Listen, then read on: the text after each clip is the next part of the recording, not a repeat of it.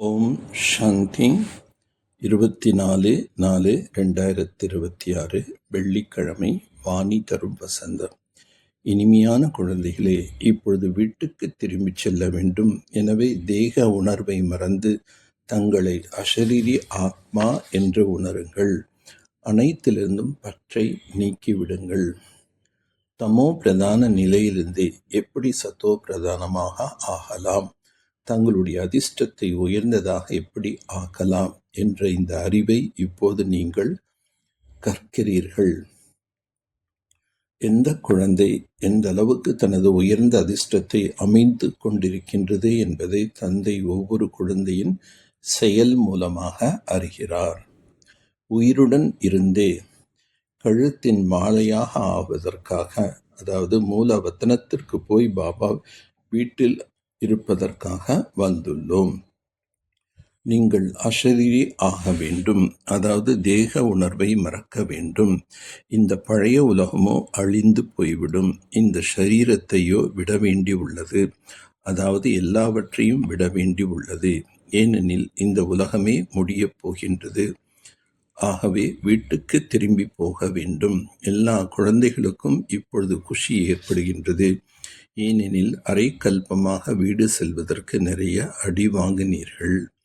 பரம்பிதா பரமாத்மா பரந்தாமத்திலிருந்து நம்மை அழைத்து செல்ல வந்துள்ளார் என்பது அனைவருடைய புத்தியிலும் உள்ளது. நீங்கள் தூய்மையாக ஆகிய என்னை நினைவு செய்யுங்கள் என்று மட்டுமே கூறுகின்றார். உயிருடன் இருந்தே இறக்க வேண்டும். தந்தை வந்து இறப்பதற்காக கற்பிக்கின்றார். யோகத்தில் இருப்பதால் பாவங்கள் அழிந்து போகும். பின்னர் ஆத்மா தமோ பிரதான நிலையிலிருந்து சத்தோ பிரதானமாக மாறிவிடும். நீங்கள் கூட தெய்வ அபிமானியாக இருந்தீர்கள். இப்பொழுது எவ்வளோ மாற்றம் அடைந்துள்ளீர்கள். இது கூட ஒவ்வொருவரின் அதிர்ஷ்டத்தை பொறுத்துள்ளது. உலகத்தில் எவ்வளவு அதிகம் மனிதர்கள் உள்ளார்கள். ஒவ்வொருவருக்கும் அவரவருக்கென்ற பாக்கியம் உள்ளது. எப்படி எப்படி யார் கர்மம் செய்தார்களோ அதற்கேற்ப துக்கம் உடையவர்களாக, சுகம் உடையவர்களாக, செல்வந்தர்களாக, ஏழையாக ஆகிறார்கள்.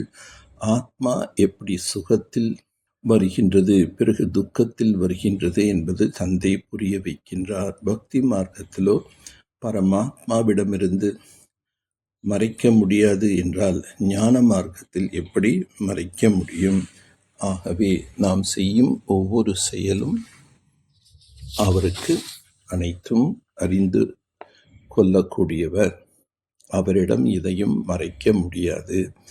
குழந்தைகளாக நீங்கள் இப்போது யோக பலத்தினால் உலகத்தின் அதிபதியாகிறீர்கள். குழந்தைகள் தீய செயல் செய்து தங்களுடைய மதிப்பை இழக்கின்றார்கள் ஒரு சிலர். ஆக யஜ்யத்தின் மதிப்பையும் இழக்கச் செய்கிறார்கள். எப்படி நடத்தையோ அப்படி பதவி. எவ்வளோ சேவை செய்து தங்களை முன்னேற்றம் அடைவார்களோ அந்தளோ மனதில் இடம் பெறுவார்கள்.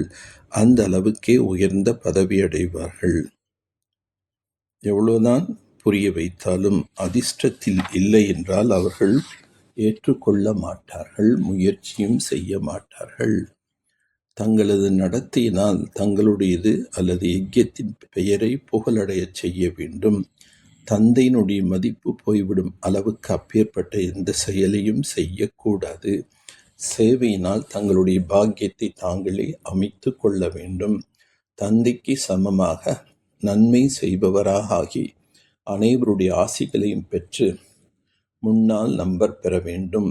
இல்லற விவகாரங்களில் இருந்தபடியே தாமரை மலர் போல் இருப்பதற்கான நல்ல துணிவை வெளிப்படுத்த வேண்டும். சத்தோ பிரதான ஸ்திதியில் நிலைத்திருந்து சதா சுகம் சாந்தியின் அனுபவம் செய்யக்கூடிய இரட்டை அஹிம்சாதாரியாக ஆக.